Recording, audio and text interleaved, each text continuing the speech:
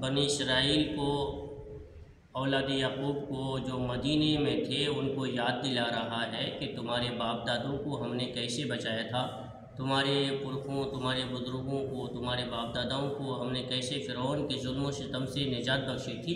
उसके बारे में मदीने के यहूदियों को अल्लाह मुखातब करके फ़रमाता है कि वइज़ नज्जयनाकुम मिन आलि फ़िरऔन व यसूमूनकुम सुअल अज़ाब युज़ब्बिहूना अब्नाअकुम व यस्तहय्यूना निसाअकुम व फ़ी ज़ालिकुम बलाउन मिन रब्बिकुम अज़ीम।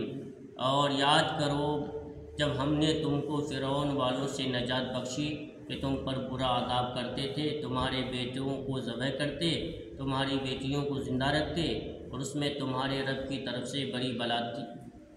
और जब हमने तुम्हारे लिए दरिया फाड़ दिया तो तुम्हें बचा लिया, और फ़िरौन वालों को तुम्हारी आँखों के सामने डुबो दिया।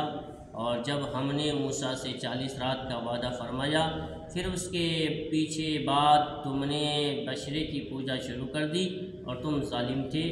फिर उसके बाद हमने तुम्हें माफ़ी दी कि कहीं तुम एहसान मानो। ನಿಮ್ಮನ್ನು ಫಿರೋನಿಯರ ದಾಸ್ಯದಿಂದ ವಿಮೋಚನೆಗೊಳಿಸಿದ ಕಾಲವನ್ನು ಸ್ಮರಿಸಿರಿ. ಅವರು ನಿಮ್ಮನ್ನು ಘೋರ ಯಾತನೆಯಲ್ಲಿ ಸಿಲುಕಿಸಿದ್ದರು, ನಿಮ್ಮ ಗಂಡು ಮಕ್ಕಳನ್ನು ಕೊಲೆ ಮಾಡುತ್ತಿದ್ದರು ಮತ್ತು ನಿಮ್ಮ ಹೆಣ್ಣು ಮಕ್ಕಳನ್ನು ಬದುಕಿರಲು ಬಿಡುತ್ತಿದ್ದರು.